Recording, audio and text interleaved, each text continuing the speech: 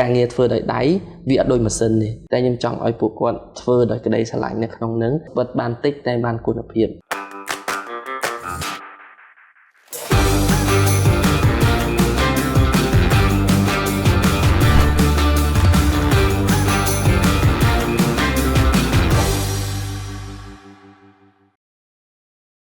សូមគោរពនឹងជម្រាបសួរអ្នកដែលតាមដានទំព័ររបស់ធនាគារ APD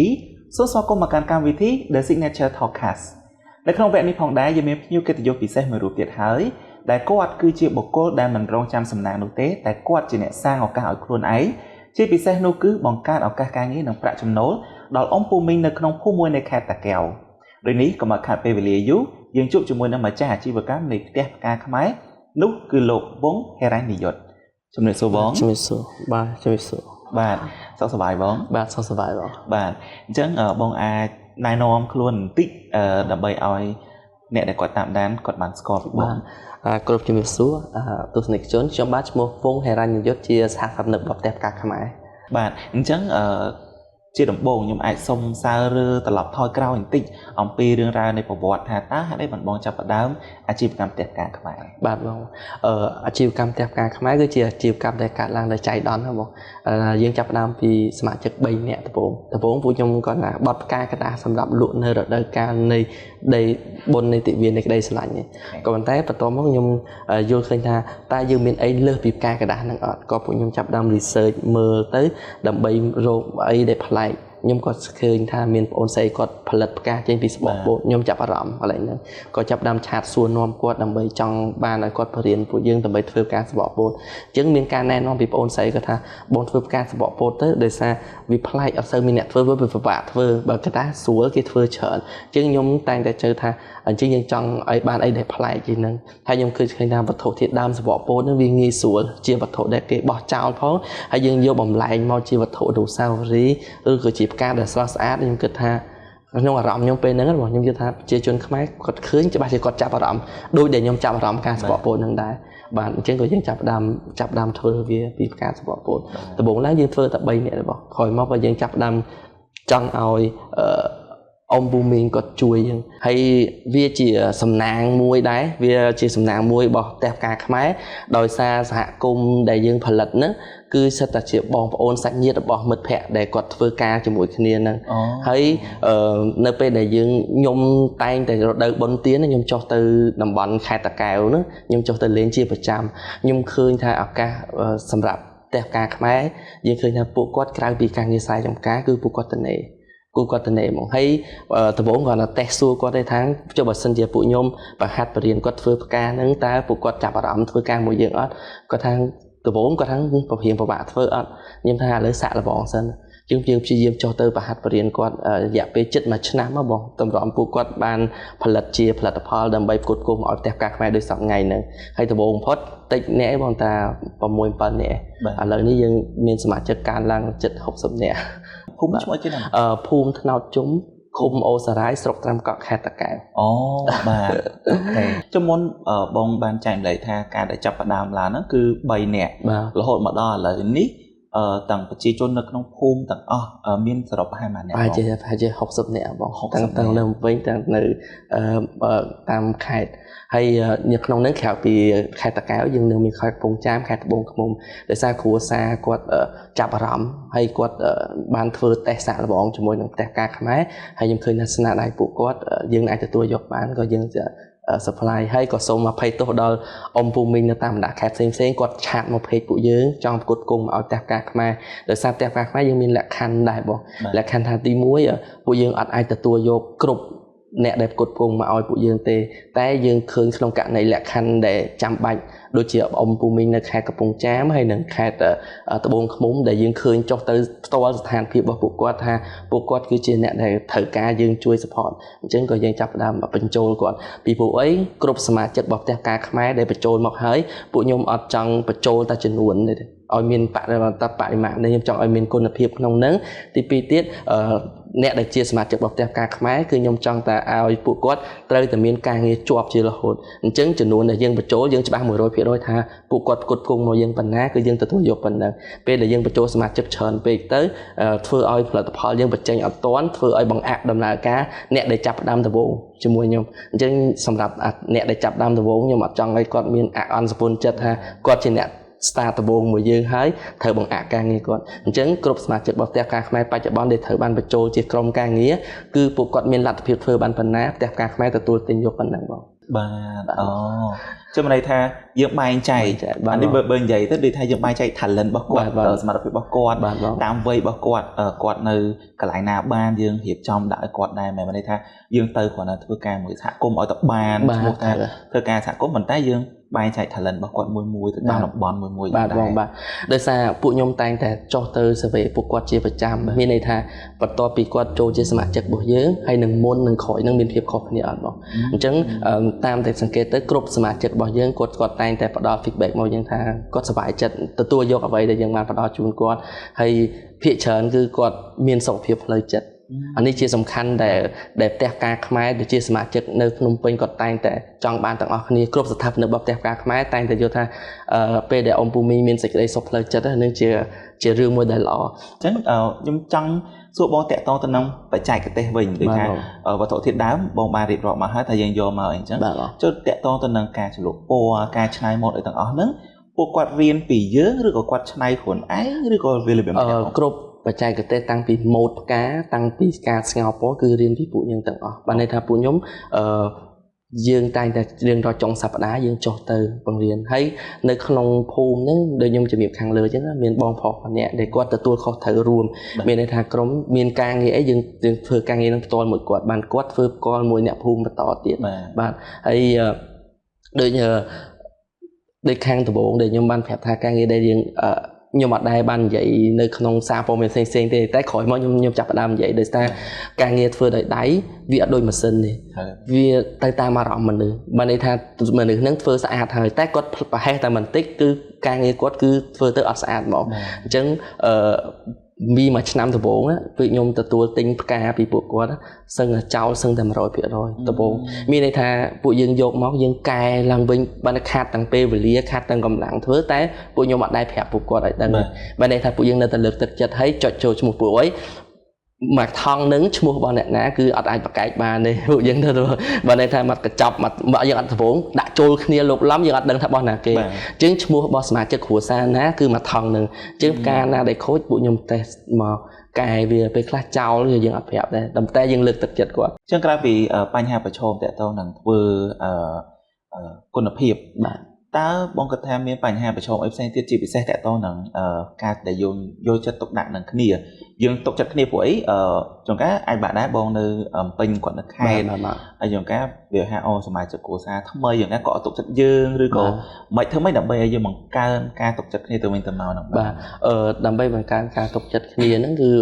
ខាងផ្ទះការខ្មែរគឺយើងតែងតែចុះទៅសហគមន៍ជាញឹកញាប់បងមានន័យថាយើងអត់ប្រឡែង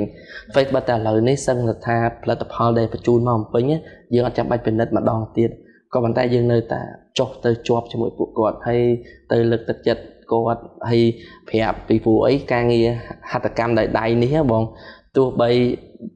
មិនមែនថាអ្នកនឹងធ្វើអត់ស្អាតដូចខ្ញុំជំរាបខាងលើ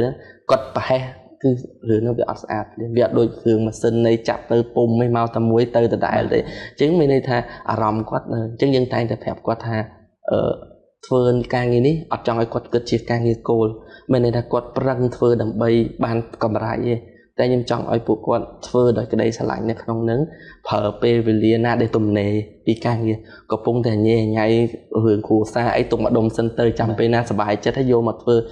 សុខបិទបានតិចតែបានគុណភាពជាងតែយើងចោះទៅប្រាប់គាត់ជាប្រចាំចឹងបងបាទនៅពេលដែលបងបរិទ្ធពីអ្នកភូមិតូចរហូតដល់ឥឡូវរហូតដល់ខ្ញុំនិយាយថាមាន3ខេត្តបាទបងហើយមានសមាជិកដល់60នាក់តើបងរៀបចំរបៀបម៉េចដើម្បីឲ្យការដែលយើងមានភាពស្មោះត្រង់នឹងគ្នាទៅវិញទៅមកហ្នឹងបានកាន់តែបាទការភាពស្មោះត្រង់របស់ផ្ទះការខ្មែរគឺយើងតែងតែផ្ដល់ជូនគាត់នៅអ្វីដែលគាត់ត្រូវទទួលមានន័យថាយើងទោះបីយើងមានការខ្ញុំឧទាហរណ៍ណាបង គឺការផ្ដល់កម្រៃជូនពួកគាត់ហ្នឹងដោយយើងអត់មានចពាក់មានន័យថា 100% មានន័យថារាល់ទៅពេលដែលផលិតផលគាត់មកដល់ដៃភ្លាមគឺយើងត្រូវតែផ្ញើលុយជូនគាត់ភ្លាមទោះបីយើងស្ទះលុយឬក៏យើងត្រូវការធ្វើអីផ្សេងក៏តែមួយអ៊ំពូមីនៅសហគមន៍ដោយសារខ្ញុំយល់ឃើញថាពួកគាត់វាត្រូវការជាចាំបាច់អញ្ចឹងយើងធ្វើអីក៏ដោយទុកការងារណាយើងមិនសំខាន់តែការងារដែលផ្ដល់ជាកម្រៃជូនគាត់គឺពួកយើងអត់ឲ្យស្ទះអាហ្នឹងជាចាំបាច់អ្វីដែលពួកខ្ញុំត្រូវធ្វើមុនគេគឺអត់ឲ្យស្ទះជាមួយនឹងការផ្ដល់ជាកម្រៃជូនគាត់ទេបាទបងបាទហើយយើងមានឱកាសអីទៅបន់ទានអីយើងតែងតែឲ្យមួយទៀតយើងផ្ដល់ក្តីស្រឡាញ់ជូនពួកគាត់ដូចគ្នាខ្ញុំអត់ដែលរំលងនៅឱកាសណាមួយបន់ទានរបស់ពួកគាត់ដែលអញ្ជើញពួកយើងជាពិសេសការបន់អីដែលគាត់ជើញគឺខ្ញុំរវល់យ៉ាងណាក៏ដោយគាត់ធីមពួកខ្ញុំត្រូវតែចុះទៅចូលរួមមួយពួកគាត់ដើម្បីបង្កើនភាពស្និទ្ធស្នាលបន្ថែមពីលើនោះបាទបងអូខេចុះបងក្រៅពីសហគមន៍ឥឡូវយើងចូលមកក្នុងទីផ្សារវិញម្ដងឃើញថានៅកម្ពុជាយើងជាពិសេសនៅទីក្រុងភ្នំពេញភាគច្រើនគាត់អតិថិជនគាត់ចាប់អារម្មណ៍ច្រើនទៅលើផ្កាស្រស់ប៉ុន្តែដល់ពេលពីខាងបងយកផ្កាដែលកែច្នៃពីផលិតផលផ្សេងៗដូចជាសំបកពោតស្លឹករាំងស្លឹកទ្រាំងបងស្លឹកទ្រាំងហើយនឹងផ្កាសង្កែអីផ្សេងៗហ្នឹងទៅតើបងមានវិធីសាស្ត្របែបណាដើម្បីបង្វែរការចាប់អារម្មណ៍របស់អតិថិជននៅក្នុងទីផ្សារគាត់ចាប់អារម្មណ៍ទៅលើផ្កាដែលយើងកែច្នៃបាទបើនិយាយបើភាពស្រស់ស្អាតតាមមុខអត់គ្រប់គ្រាន់ឲ្យប្រជាជនខ្មែរយើងគាត់គ្រប់គ្រងទេតាមពិតវាមិនលើសខ្វះគ្នាមកក៏តែអ្វីដែលគាត់គ្រប់គ្រងដូចខ្ញុំបានជំរាបខាងលើអញ្ចឹងគាត់ឃើញសកម្មភាពការងាររបស់ពួកយើងសកម្មភាពដែលយើងធ្វើជាប្រចាំហើយរាល់អតិថិជនដែលគាត់តែងតែចំណាយលុយរបស់គាត់ជាមួយនឹងផ្ទះផ្កាខ្មែរហ្នឹងខ្ញុំសង្កេតឃើញថាពួកគាត់មានគំនិតដូចគ្នាភាគច្រើនគាត់ជឿថាការចំណាយរបស់គាត់ហ្នឹងមានផលចំណេញផលចំណេញនោះមានន័យថាផលិតផលហ្នឹងផលិតដោយដៃគូនខ្មែរគាត់ចង់លើកទឹកចិត្តឲ្យក្រុមយុវជនពួកយើងដែលជាអ្នកមានគំនិតបង្កើតថ្មីនេះផងទីពីរទៀតគាត់អាចជួយជាប្រយោជន៍ដល់អ្នកសហគមន៍ដែលផលិតផ្គត់ផ្គង់មកឲ្យពួកយើងផងហើយផ្ការបស់យើងវាជាផ្កាច្នៃដោយធម្មជាតិគាត់អាចតាំងលម្អបានជាប្រភេទហត្ថកម្មបើមិនជាតាមដែលខ្ញុំដឹងមិនសិនជានៅស្រុកគេវិញណាគេរឹតតែឲ្យតម្លៃខ្លាំងយ៉ាងតែប្រជាជនខ្មែរយើងឥឡូវគឺគាត់យល់ដឹងពីបញ្ហាហ្នឹងគាត់ឲ្យតម្លៃខ្លាំងពីព្រោះអីរបស់ហ្នឹងវាទិញទៅវាជារបស់ធម្មជាតិដែលច្នៃមកហើយជាមនុស្សដែលធ្វើទៀតហើយគាត់អាចទុកបានយូររក្សាអនុស្សាវរីយ៍ទៅដល់អាចនិយាយថាតគ្នាទេបើសិនជាទិញជូនគូសង្សារគ្នាទិញហើយតកូនកើតមកនៅសល់វត្ថុអនុស្សាវរីយ៍នៅតាមហ្នឹងហើយខ្ញុំជឿថាអ៊ំពូមីងជាពិសេសបងប្អូនអតិថិជនរបស់ផ្ទះផ្កាខ្មែរដែលគាត់គ្រប់គ្រងផ្ទះផ្កាខ្មែរគឺគាត់តែងតែផ្ដល់តម្លៃនៅគំនិតច្នៃប្រឌិតបង្កើតថ្មីហើយគាត់ចង់លើកស្ទួយនៅសេដ្ឋកិច្ចក្នុងស្រុករបស់យើងផងអញ្ចឹងមានន័យថាផលិតផលដែលផលិតដោយដៃគូនខ្មែរគាត់គ្រប់គ្រងអញ្ចឹងទិញការចំណាយលុយរបស់គាត់នឹងគឺជាប្រយោជន៍ចំណេញមកពីច្រើនគាត់តែចំណេញមកគាត់បានផលិតផលមួយដ៏ស្រស់ស្អាតហើយគាត់លុយហ្នឹងគឺបានចែករំលែកទៅដល់សហគមន៍ក្រុមការងារយើងរហូតដល់ជិត60នាក់ដែលយើងរស់លើអាជីវកម្មមួយនេះបងបាទមួយទៀតបងនៅពេលមិញបងលើកឡើងថាអ្នកដែលគាត់ជាអ៊ំពូមីងគាត់នៅផ្ទះរបស់គាត់ហើយគាត់ធ្វើការងារហ្នឹងនៅតាមពេលតនេរបស់គាត់សម្រាប់យុវជនក្មេងៗវិញគាត់ឡើងមកបំពេញគាត់ធ្វើដូចថាការដេកឬក៏អីហ្នឹងបងអាចចែកដូចពីតើយុវជនពួកមិននិយាយពីចាស់ច្រើនចុះតើតើយុវជនវិញតើផ្ទះផ្កាខ្មែរគាត់បានធ្វើគេខ្លះបាទសម្រាប់ផ្ទះផ្កាខ្មែរដែលសមាជិកនៅបំពេញយើងយើងមានសរុបប្រហែលជា20នាក់បងជាង20នាក់ក្នុងភាគច្រើនគឺក្មេងៗអាយុខំ22 23ហើយតែ17 18ហើយខ្ញុំតែងតែបណ្ដុះបណ្ដាលនិស្សិតដែលគាត់ទៅបញ្ចប់បាក់ឌុបគឺគាត់មានឱកាសមករួមការងារជាមួយពួកខ្ញុំគាត់ថាបរិមាណយើងជួយនឹងចំនួនតិចទេបងអត់ច្រើនទេតែខ្ញុំតែងតែប្រកាសរកអ្នកដែលគាត់មាននិស្ស័យទេពកោសល្យហើយគាត់នៅបណ្ដាខេត្តគាត់អាចចាប់អារម្មណ៍ជាមួយនឹងការងារមួយនេះយើងតែងតែផ្ដល់ឱកាសជូនគាត់មានឱកាសទៅរៀនផងគាត់មានឱកាសរៀនច្នៃប្រឌិតនឹងផងវាជាការងារមួយបន្តបន្ទាប់ហើយជាក់ស្ដែងនៅផ្ទះផ្កាខ្មែរគឺយើងមានបងប្អូននិស្សិតគាត់រៀនគាត់ធ្វើការងារមួយយើងតាំងពីឆ្នាំទី2 thôi được con chọc ca thực xá con nơi thật thưa ca mình thấy là lời bạch bọn ní cứ mình sẽ bay nè để con từ mà chọc bắt đục mày nữa con vào tới con thưa ca nghe năng cho mùi năng dương đây bạn này là p để con từ né con chui ca nghe tới p là con từ mong từ hiển con từ hiển hay nhung tay thì trong ao cả ao mình này sẽ còn để từ từ chọc bắt đục nước trần chiên bông hay dương ở đây rơ nè để miền bọt bị sao không bị say ca thì tay dương số chất rô này ở miền bọt bị sao khác tay quạt thời ca ở ca nướng dương chỉ nè bắt đầu bắt đầu quạt bạn cho sầm rạp bông toal bạnคนnày toal ta bông cất thaคนnày bám class bắt đầu cái class được có riêng ban cái class được về để bông chấp bắt đầu làm na chi vật cam tẹt cả này bạn bảo bờ sân dịp tiếp tiếp cho môi nâng vì môn nâng là gọi là chi vật cam đấy cứ nâng bài bóng cứ khóc như chợn lời ní dương tranh tao tam lơ từ tam là cái ban score dương chợn thà ô cái chia nè để chrome đểផលិតការtrên pi sport pro để ban ជួយ control ដល់សហគមន៍ផងហើយជាពិសេសឲ្យបងកំពុងតែបន្តការសិក្សាជាមួយនឹងផ្ទះការខ្មែរផងរៀនជំនាញឆ្នៃផ្កាហើយផ្ទះការខ្មែរបានបន្តបដាលអ្នកដែលគាត់ចង់មានអាជីពជាអ្នកលក់ដូចគ្នាជាច្រើនទៀតបើន័យថាជាគោលដៅរបស់ផ្ទះការខ្មែរជារួមខ្ញុំផ្ទាល់ខ្ញុំតែងតែចង់ឲ្យអាជីវកម្មដែលជាស្នាដៃក្នុងស្រុកនេះវាសោះសាយហិតតែច្រើនទៅអញ្ចឹងយើងមានបងដែលគាត់ចុះឈ្មោះចូលមករៀនជាមួយយើងហើយគាត់បើកអាជីវកម្មដូចគ្នាមួយយើងឥឡូវនេះមិនខុស20អាជីវកម្មបានន័យថាដំបូងគាត់លឺដឹងតែផ្ទះការខ្មែរទេក្រោយមកមានអាជីវកម្មលក់ប្រហែលនឹងស្រៀងយើងហើយសួរគាត់ចេញពីផ្ទះការខ្មែរដែរអញ្ចឹងអ្វីដែលខ្ញុំសប្បាយចិត្តបំផុតហ្នឹងមានន័យថាពួកយើងបានបំផុសបំផុលគំនិតនិងដំបូងបំផុតឲ្យប្រជាជនខ្មែរបានស្គាល់ផលិតផលយើងហើយមានការគ្រប់គ្រងអញ្ចឹងមានការបើកអាជីវកម្មនេះច្រើនមិនមែនមានន័យថាជាការប្រកួតប្រជែងគ្នាទេក៏ប៉ុន្តែយើងដឹងថាតម្រូវការក្នុងស្រុកវាកាន់តែច្រើនដោយសារផ្ទះការខ្មែរអាចផ្គត់ផ្គង់បានទាំងអស់ទេអញ្ចឹងពួកគាត់គឺជាអ្នកដែលផ្គត់ផ្គង់បន្ថែមទៀតអញ្ចឹងធ្វើឲ្យហត្ថកម្មក្នុងស្រុករបស់យើងនឹងមានការរីកចម្រើនហើយមានការទទួលស្គាល់គ្រប់គ្រងច្រើនពីប្រជាជនខ្មែរហើយខ្ញុំសប្បាយចិត្តហើយទីពីរទៀតយើងមានតាំងពីធ្វើការងារមកយើងមានមនោចេតនាក្តីស្រឡាញ់ច្រើនជាពិសេសក្តីស្រឡាញ់ចំពោះអ៊ំពូមីងជាពិសេសបងប្អូនដែលធ្វើការជាមួយគាត់ស្រឡាញ់រាប់អានយើងដូចជាក្រុមគ្រួសារទៅមួយជាគ្រួសារទី2របស់ពួកយើងទាំងអស់គ្នាពួកយើងចាត់ទុកទាំងអស់គ្នាដូចជាក្រុមគ្រួសារតែមួយហ្នឹងបងអញ្ចឹងអានឹងជាសប្បាយចិត្តក្តីសុខដែរពេលដែលខ្ញុំចុះទៅភូមិម្ដងពួកគាត់ទទួលហើយដូងជែកអីនិយាយទៅគាត់អ្វីដែលផ្ទះគាត់មានគាត់យកមកផ្ញើយើងនឹងសប្បាយហើយពេលដែលគាត់ផ្ញើផ្កាមកគាត់រួមជាមួយនឹងផលិតផលដែលគាត់មានដែលដីគាត់មានស្រាប់បងខែព្រីងមានព្រីងខែផ្លែឈើអីមានផ្លែឈើនៅគាត់របស់ក្នុងផ្ទះគាត់ផ្ញើមកយើងវាជាទឹកចិត្តហ្នឹងបងតិចតួចមែនតែជាទឹកអញ្ចឹងខ្ញុំគិតថាខ្ញុំសប្បាយចិត្តក្នុងការងារនេះខ្លាំងមែនតើបងហើយវាជាអនុស្សាវរីយ៍មួយដែលពួកយើងខំហងៃនេះគឺចង់ឲ្យផ្ទះការខ្មែរជាពិសេសគឺផលិតផលដែលឆ្នៃដោយដៃដែលចេញជាវត្ថុកែលម្អនេះបដូរផ្នែកគំនិតឲ្យប្រជាជនខ្មែរគាត់ចាប់ដើមងាកមកឲ្យតម្លៃលើស្នាដៃក្នុងស្រុកឲ្យកាន់តែច្រើនជាងនឹងទៀតបងជាវត្ថុធាតុដើមដែលគេតែងតែបោះចោលហើយតែតាំងដើមមកបងឃើញថាវត្ថុធាតុដើមដែលយើងចេញមកផលិតបោះចោលហើយយើងផលិតចេញជាវត្ថុអនុស្សាវរីយ៍ដែលមានតម្លៃរហូតដល់ស្ថាប័នរដ្ឋស្ថាប័នធំគាត់ឲ្យតម្លៃគាត់គ្រប់គ្រងគាត់កាន់ផលិតផលរបស់ពួកយើងរាល់ពេលដែលយើងឃើញថា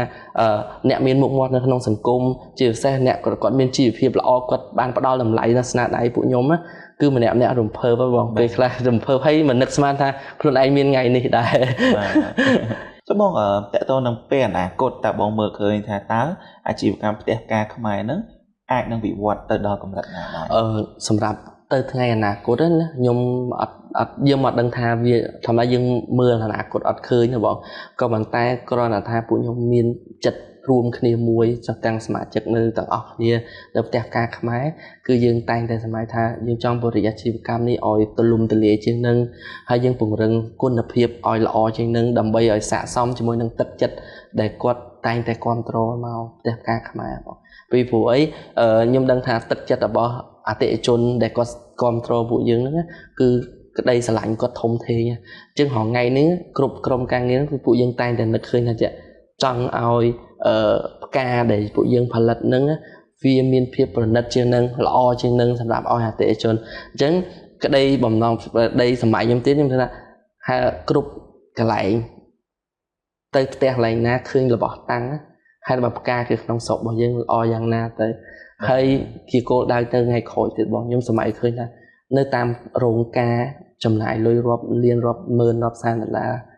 sầm đậm ca ta dương miền ca mà chầm lại nam muôi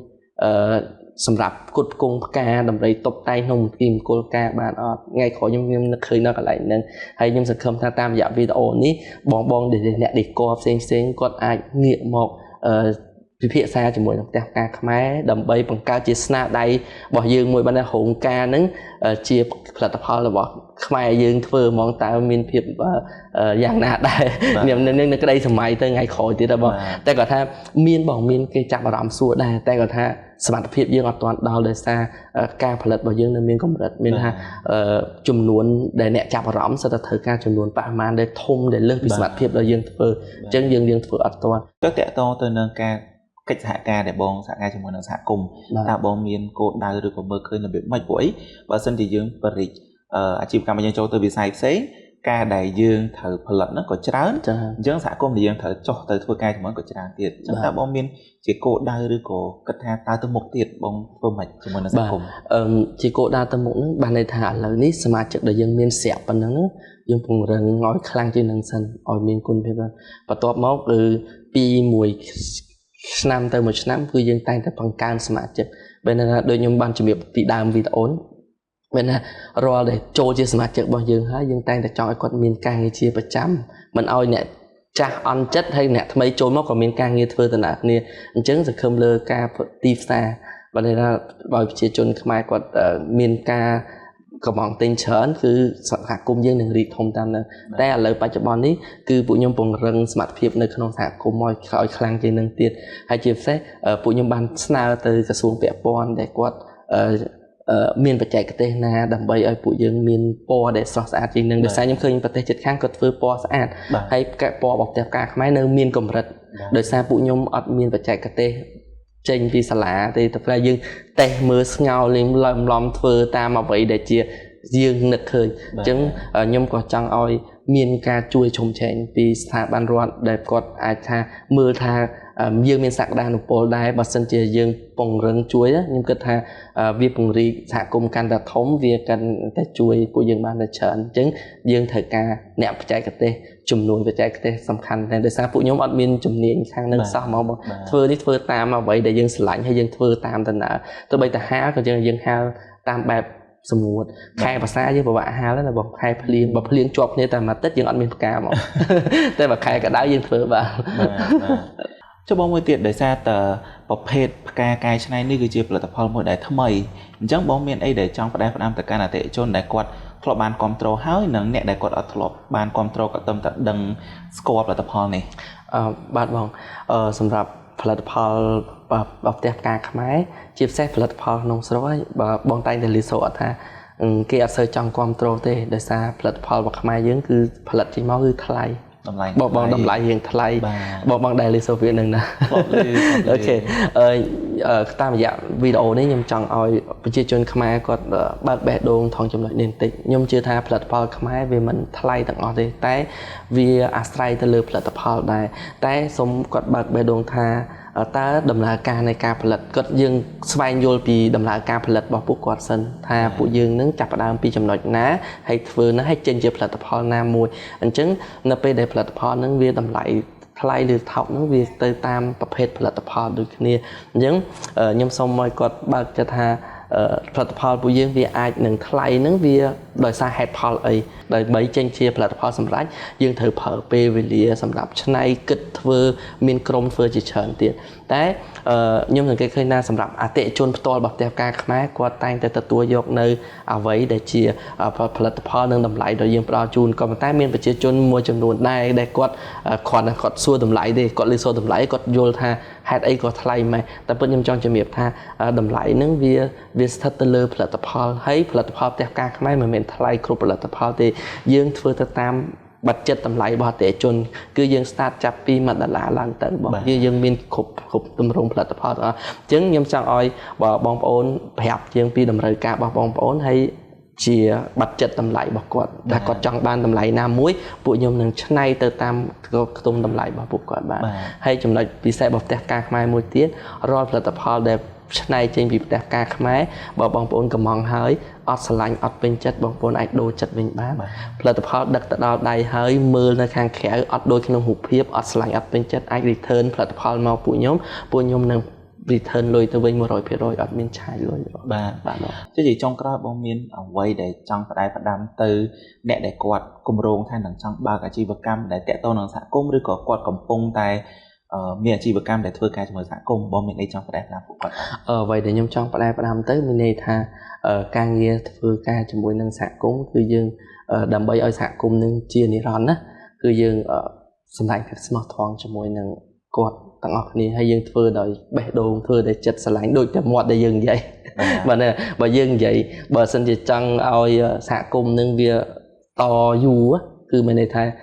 មាត់យើងនិយាយថាជួយពួកគាត់តែយើងត្រូវតែជួយទាំងអស់ទាំងចិត្តទាំងបេះដូងធ្វើទៅជាមួយគ្នាបានថាដើរទៅទន្ទឹមគ្នាមានការជួយគ្នាទៅវិញទៅមកហើយយើងអត់គុំយកពួកគាត់ធ្វើជាអាជីវកម្មសម្រាប់ផលប្រយោជន៍ផ្ទាល់ខ្លួនអានឹងខ្ញុំតែងតែលើកនិយាយបានន័យថាសហគមន៍បើសម្រាប់ផ្ទះការខ្មែរគឺពួកខ្ញុំតែងតែចាត់ទុកពួកគាត់ជាចំណែកមួយជួយដល់ពួកខ្ញុំដូចគ្នាហើយការស្មោះត្រង់ជាមួយគ្នាពេលដែលថាផលដែលយើងបានមកគឺយើងចែកលែកទៅពួកគាត់អ្វីដែលទៅតាមអ្វីដែលសមភាពស្មើភាពគ្នាហ្នឹងមកបាទតម្លាភាពបាទសំទោបាទបានតម្លាភាពគ្នាមានន័យថាអ្វីដែលយើងអាចផ្ដល់ជូនគាត់អ្វីដែលយើងអាចជួយគាត់យើងបានហើយយើងត្រូវចាត់ទុកពួកគាត់ជាដៃជើងឲ្យជួយគ្នាទៅវិញទៅមកអានឹងជាអ្វីដែលខ្ញុំប្រាប់ឲ្យអ្នកដែលប្រកបអាជីវកម្មដូចគ្នាក៏ដោយខ្ញុំសូមសំណូមពរតែរឿងមួយទេមានន័យថាពួកយើងព្យាយាមរកកំណត់បង្កើតថ្មីបានន័យថាឆ្នៃពីសបកពុស្តចាក់ដូចនឹងគ្នាក៏ប៉ុន្តែយើងមានអ្វីជាខ្លួនយើងនឹងមានអតិជនផ្ទាល់ខ្លួនអ្វីដែលខ្ញុំសំណូមពរខ្ញុំសូមថាសូមឲ្យផ្ដល់តម្លៃឲ្យខ្លួនឯងជាមុនផ្ដល់តម្លៃឲ្យខ្លួនឯងគឺផលិតផលរបស់យើងគឺយើងត្រូវតែមានស្តង់ដារតម្លៃណាមួយដើម្បីឲ្យប្រជាជនទទួលយកហើយខ្ញុំជឿថាមានបងប្អូនខ្លះគាត់ជឿថាផ្ទះការខ្មែរជាផលិតផលដែលអាចមានតម្លៃខ្ពស់ជាងផលិតផលទូទៅនៅតាមទីផ្សារដោយសារពួកយើងមានគោលការណ៍របស់យើងមិនមែនថាយើងដាក់ទៅតាមអ្វីដែលយើងនឹកឃើញតែពួកខ្ញុំសិតតែមានកម្រិតថាយើងខ្ទង់ចំណាយខ្លះយើងត្រូវដើម្បីចេញផលិតផលនឹងមួយហើយផលិតផលដែលយើងយកមកនឹងគឺយើងចម្រាញ់មិនខ្លះសម្រាប់អតិថិជនដែលគាត់ស្គាល់យើងផ្ទាល់គាត់ដឹងពីចិត្តយើងបានគាត់ដឹងថាអូវាស័ក្តិសមក្នុងណែណាមួយអញ្ចឹងខ្ញុំមានតែប៉ុណ្្នឹងដែរបងហើយខ្ញុំសង្ឃឹមថាប្រជាជនខ្មែរនៅតែឲ្យតម្លៃទៅលើស្នាដៃក្នុងស្រុកជាពិសេសមិនមែនតែផលិតផលរបស់ផ្ទះការខ្មែរទេគ្រប់ផលិតផលទាំងអស់មែនអត់បងបើមិនសិនជាគ្រប់ផលិតផលទាំងអស់ត្រូវបានប្រជាជនយើងលើកតម្កើងឲ្យតម្លៃខ្ញុំជឿថាវាជីវភាពប្រជាជនខ្មែរយើងវានឹងល្អប្រសើរយ៉ាងហោចណាស់ផ្ទះការខ្មែរជាឧទាហរណ៍មួយ60នាក់បងព្រោះនៅក្នុងអាជីវកម្មមួយនេះមិនមានបានទេបងក៏ប៉ុន្តែមានជីវភាពមួយដ៏សមរម្យមួយមកយើងរស់នៅដល់សមរម្យមួយដែរក្នុងអាជីវកម្មមួយនេះតែយើងធ្វើនេះមិនមែនតែអាជីវកម្មតែមួយមុខទេបងគឺយើងធ្វើដោយក្តីស្រឡាញ់ក្នុងនឹងធ្វើដោយបេះដូងធ្វើដោយចិត្តហើយយើងតែងតែពំនាំយកផលិតផលដែលមានគុណភាពល្អហើយបណ្ឌិតជូនអតិថិជនរបស់យើងអញ្ចឹងជាចុងក្រោយអរគុណបងច្រើនមែនតើដែលបានចំណាយពេលវេលាហើយផ្ដល់កិត្តិយសចូលរួមនៅក្នុងកម្មវិធីចែករំលែកនៅបទពិសោធន៍ជាក់ស្ដែងហើយបទពិសោធន៍នេះខ្ញុំជឿថាជាបទពិសោធន៍មួយដែលពោពេញទៅដោយបេះដូងយកបេះដូងទៅធ្វើហើយបំពេញបេះដូងខ្លួនឯងហើយអ្នកជំនាញខ្លួនឯងដូចភាពបទយើងគឺយើងអត់រងចាំសំណាងទេតែយើងជាអ្នកសាងឱកាសឲ្យខ្លួនឯងជាចុងក្រោយខ្ញុំបាទលីកសូមូលីវ៉ាន់រួមទាំងខ្ញុំបាទវងហេរ៉ាញយុទ្ធសូមអរគុណសូមជម្រាបលា